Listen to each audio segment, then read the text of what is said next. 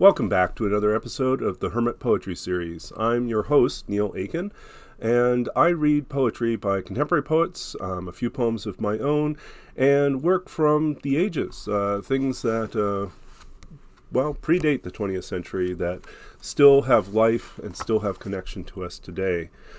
Today I'm going to read something from E009, from his book, The City in Which I Love You, which was published in, I believe, 1990 by Boa Editions. It won the Lamont. It was a Lamont Poetry Selection for 1990, and it's still one of my favorite books of all time.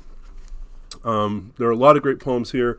I'm going to read one of my favorites from this particular collection called For a New Citizen of These United States. Forgive me for thinking I saw the irregular postage stamp of death. A black moth the size of my left thumbnail is all I've trapped in the damask.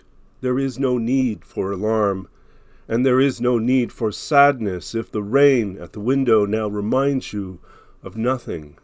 Not even of that parlor long like a nave where cloud shadow, wing shadow, where father's shadow continually confuse the light. In flight, leaf throng, and later soldiers and flags deepen those windows to submarine. But you don't remember, I know, so I won't mention the house where Zhong hid, Lin wizened, Yu languished, and Ming hushed us with small song, and since you don't recall the missionary bells chiming the hour, or those words whose sounds alone exhaust the heart, garden, heaven, amen, I'll mention none of it. After all, it was just our life, merely years in a book of years. It was 1960, and we stood with the other families on a crowded railroad platform. The trains came, then the rains, and then we got separated. And in the interval between familiar faces, events occurred, which one of us faithfully penciled in a daybook bound by a rubber band. But birds, as you say, fly forward, so I won't show you letters and the shawl I've so meaninglessly preserved, and I won't hum along if you don't. When our mothers sing nights in Shanghai, I won't each spring, each time I smell lilac, recall my mother patiently stitching money inside my coat lining if you don't remember your mother preparing for your own escape.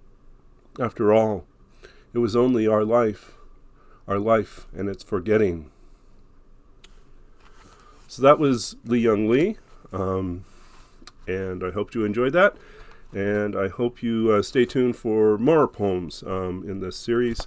You can subscribe to this channel, and you can check back often. I'll have new videos up every Tuesday, Thursday, and Sunday.